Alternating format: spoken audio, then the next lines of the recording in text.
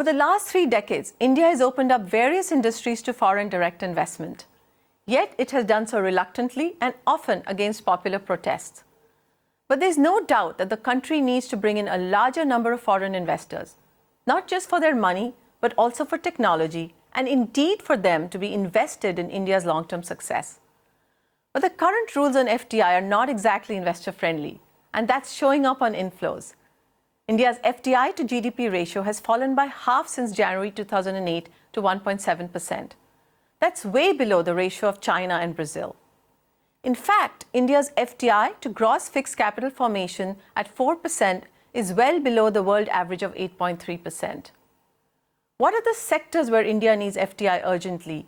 What are the big concerns that foreign investors have, and what can we do to make them feel more invited? Joining us for this discussion today are Saurabh Chandra, DIPP Secretary, Ron Sommers of US-India Business Council, and Akhil Gupta of Blackstone, and my former colleague from there.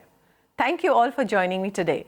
Ron, starting with you, why is foreign direct investment from the US to India lagging other leading emerging economies like China and Brazil?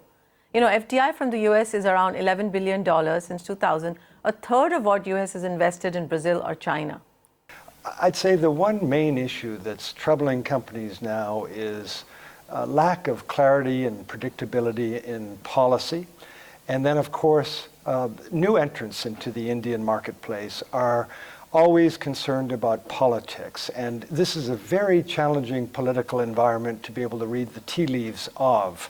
Those that have been long India watchers can appreciate the Indian political scene and how democracy is unfolding. But for a new investor, it's quite daunting. There could be an opening, for example, in the retail sector, and the opposition party might say that as soon as we're in power, we would reverse that decision. You can appreciate how that sends troubling signals to the investment community. Mr. Chandra, why do you think India is lagging other emerging economies in attracting FDI?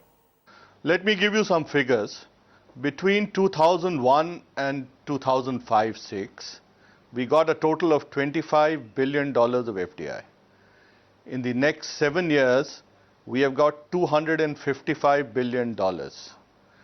Now, let me also draw your attention to certain reports from international organizations.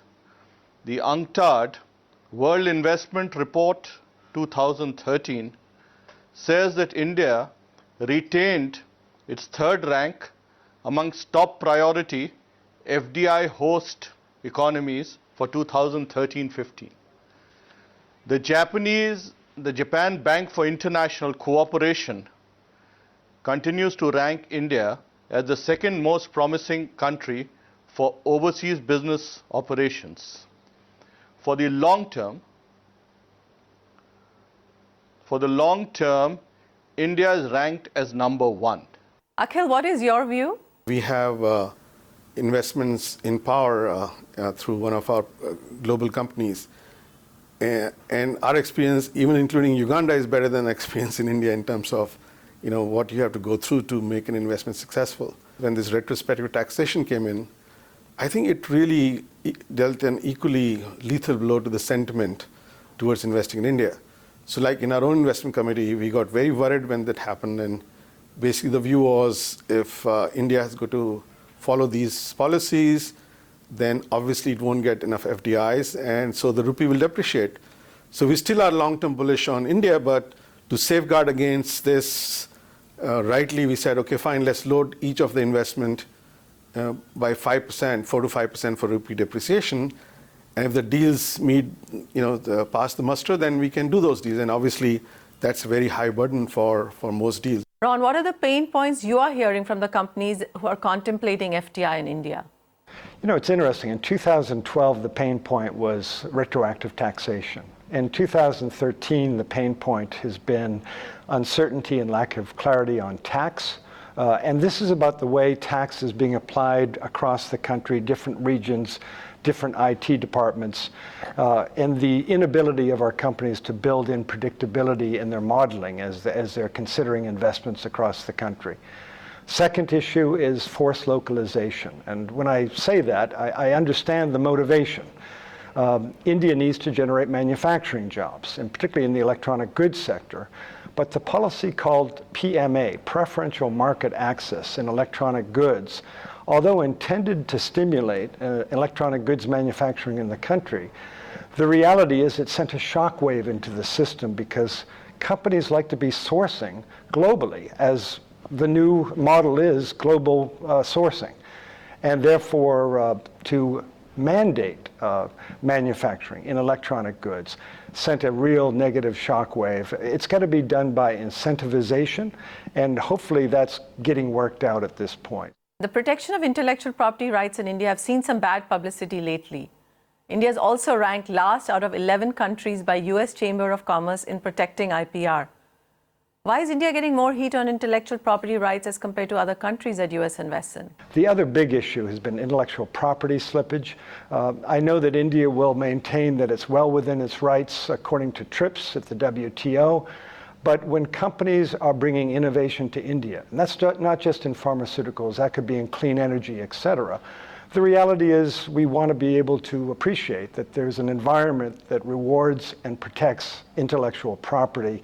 And there have been cases where compulsory licenses on intellectual property have been issued, where there have been infringements of tax cases, where the government has seemingly taken a relatively passive role.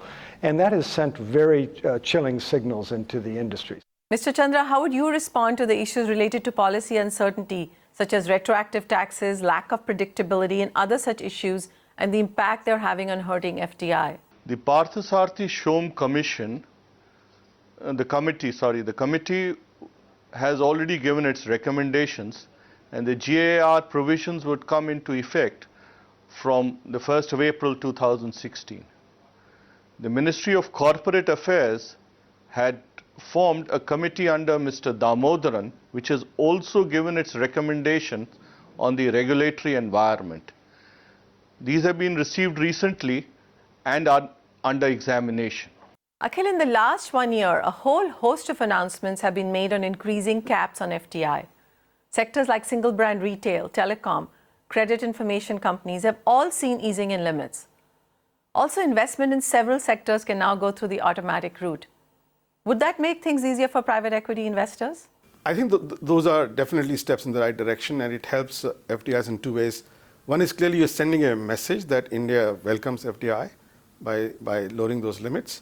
And second, I think long-term basis, the strategic investors, it'll make much bigger difference to them than maybe to private equity, because we are happy sometimes to take 5, 10, 15% minority stakes.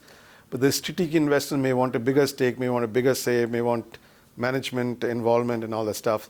So I think it'll make a huge difference in the long term to loosen these limits. And clearly, long term, it will draw more FDIs into the right sectors in India, in my view.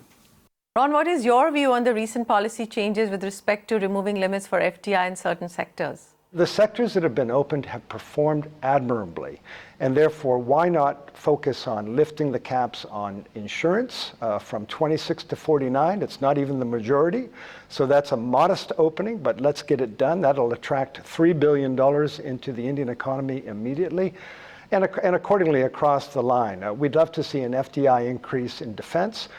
This will enable companies to transfer their best technologies to India. So again, we've seen over the last 20 years, wherever there's been a very bold opening, there has been very bold investment which follows. And so we would encourage that trend regardless of the political outcome of the next election. Mr. Chandra, turning to you, long term, where do you see the next areas where we can see activity in FDI? Increasing FDI limits in insurance and banking. That is what needs to go to the Parliament.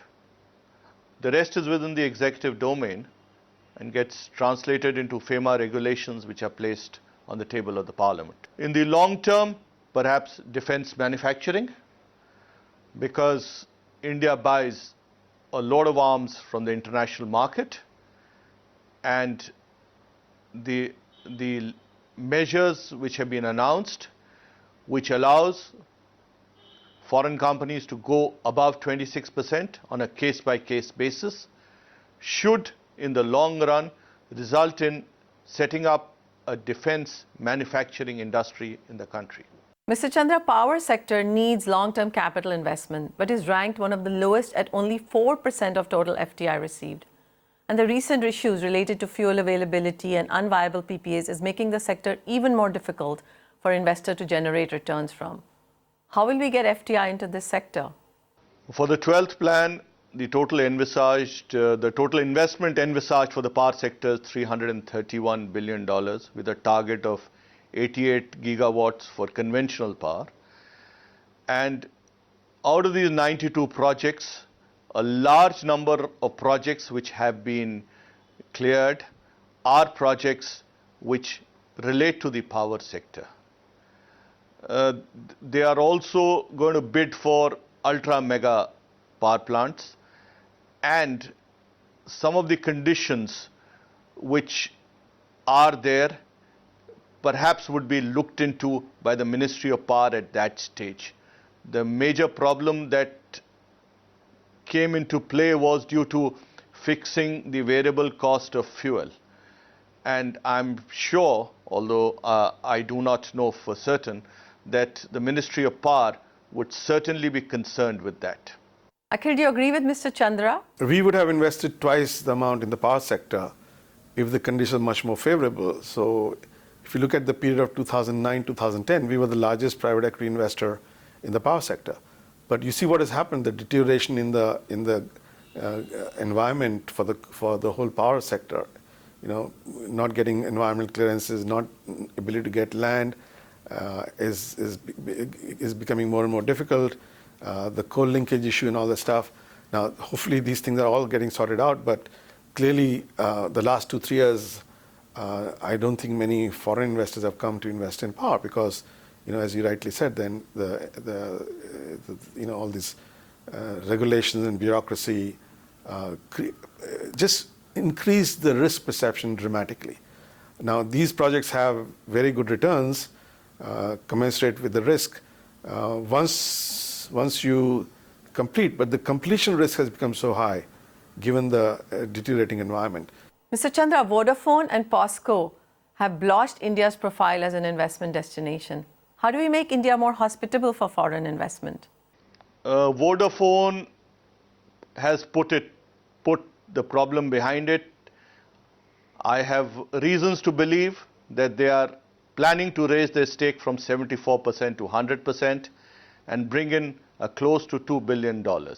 That would send a clear message to all investors. Similarly, if you would have, what I had read was that Maxis is planning to put in 6,000 crore as quasi-equity in Aircel. Singtel has also hiked its stake. There are a lot of single brand retailers which have come in, like IKEA, and the message now seems to be going across that India is a very hospitable place to invest in.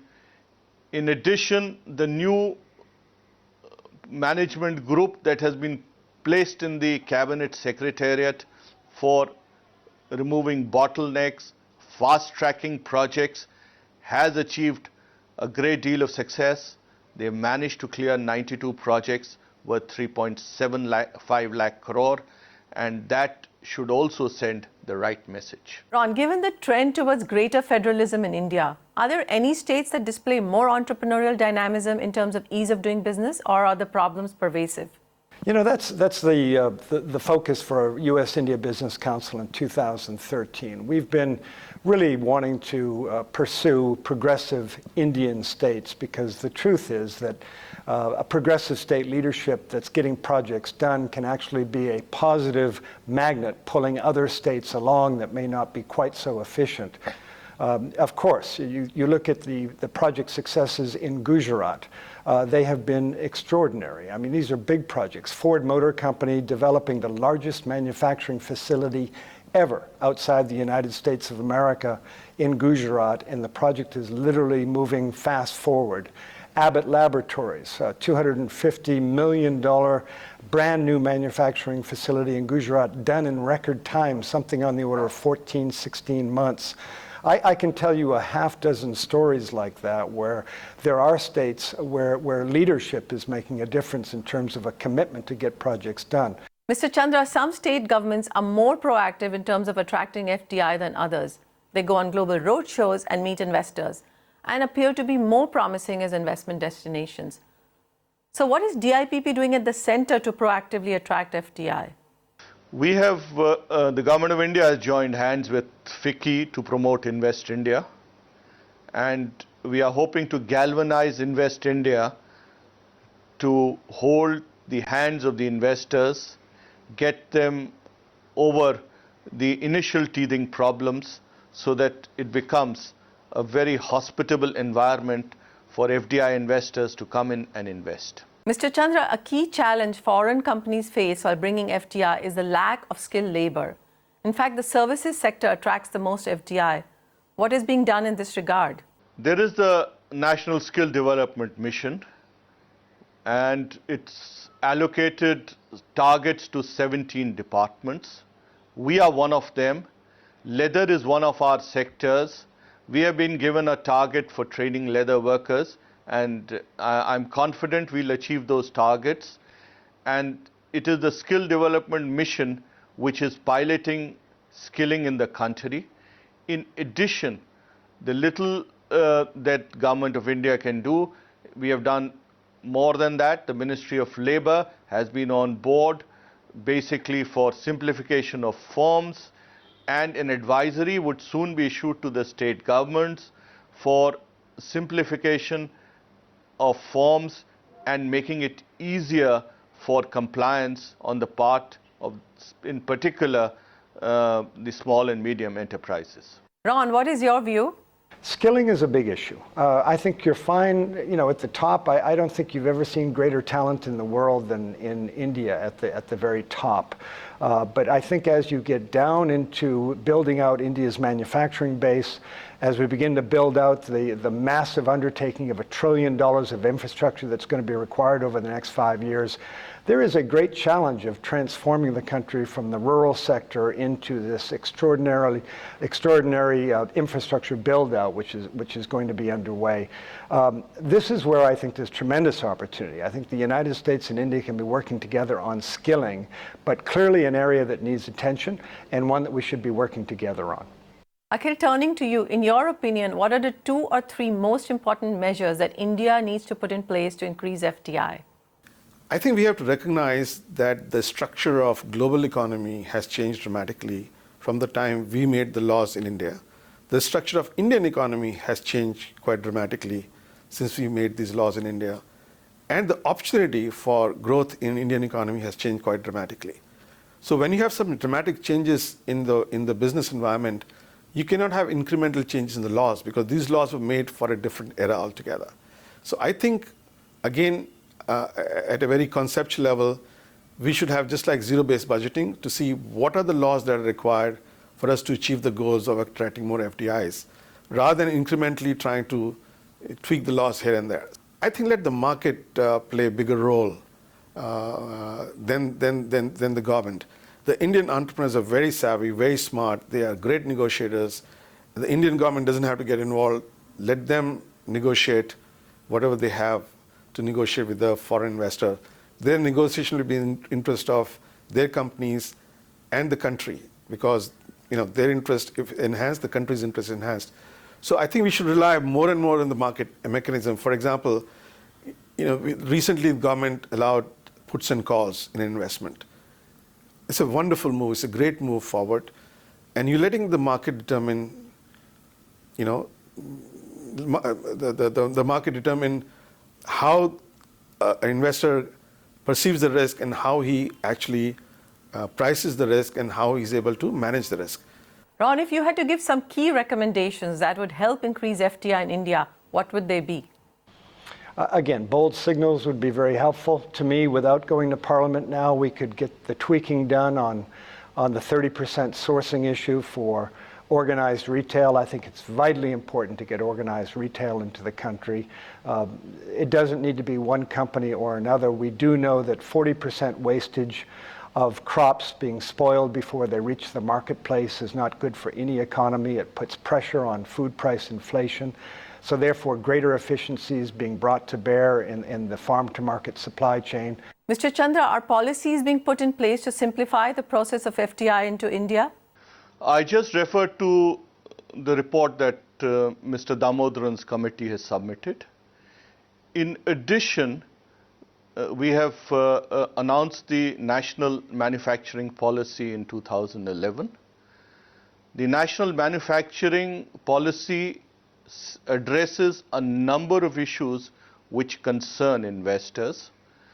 One, in the national investment and manufacturing zones, there is effectively a provision for single window clearance. All benefits of national manufacturing policy are available to clusters which are organized in the way it is envisaged in the policy. In addition, the major factors of production like land, labor, and concerns which investors have shown like environment have been taken care of in the national manufacturing policy. As we have heard today, India is far behind other major economies in attracting FDI, and it is widely believed that India's investment climate remains difficult. In fact, the World Bank ranks India 134 out of 189 economies in the Ease of Doing Business survey. The services sector leads in attracting FDI, but other sectors such as manufacturing, power, and infrastructure lag. Some halting steps have been undertaken to improve the situation. Our national manufacturing policy seeks to address many issues with respect to simplifying the regulatory regime for companies. NSDC is trying to upscale Indian labor, particularly for manufacturing and construction. The actions of CCI and opening up of certain sectors for FDI has started to help. But most importantly, India needs to be more business-friendly and truly make it easy for foreign investors to get going by setting up single window clearance style services. India must let the world know that we are open for business. With that, it's a wrap on this episode of 6 Questions for India. Thank you for watching.